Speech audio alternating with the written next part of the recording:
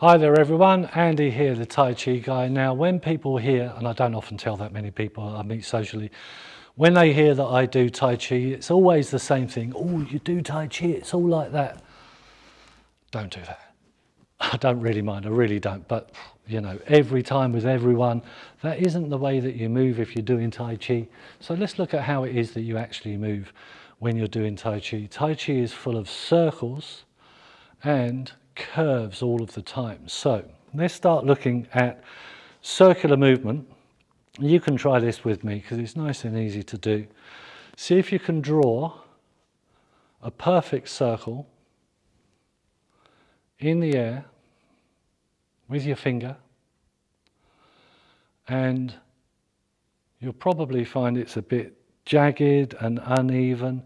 If you were to really draw a perfect circle in the air, the only way that you could really do it using your arm pointing with your finger is like that, using your shoulder as the central point and allowing that centrifugal force to come out, and you know that's going to be a perfect circle. So you'll try to use your body to generate the circles rather than the stiffness of your arm and the awkwardness of your hands and fingers. You think that your hands are very skillful, they're just good at grabbing and moving and pushing. They tend to push tension back into the body all of the time. So when people do that, saying you do Tai Chi, that's because they're just full of tension.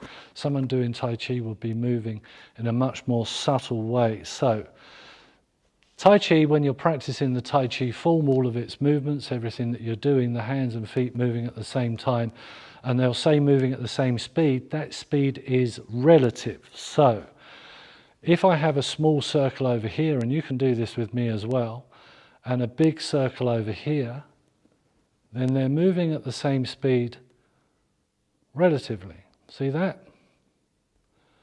And you should be able to move a small circle and a large circle, and even a very large circle and a very small circle, and they will be moving at the same speed, and then whatever movements that you make, your hands will be harmonized together, moving from the center of your body.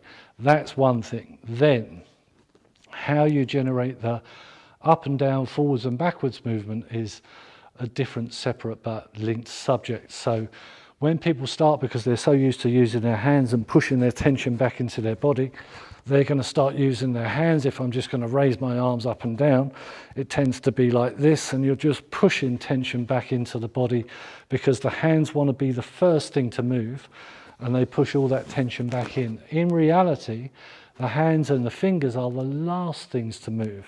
If you stand and dig your feet into the floor, shoulder width wide, and sink down and just relax one or both arms out in front of you, whichever way you want to do it, rather than if you just start moving your arm up and down, you can move it up in time with your breathing in and down with your breathing out. This is a good energy building exercise. You might as well do that anyway. Do it 100 times, do it 1,000 times. But when you start to do this, your fingers at first are the first thing to move. In the end, they need to be the last thing to move so that they're always trailing behind, and you're really using your body like the handle of the whip to generate the energy that flows into your arm. So you dig your feet into the floor.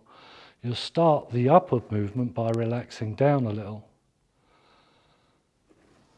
The wrists lifts,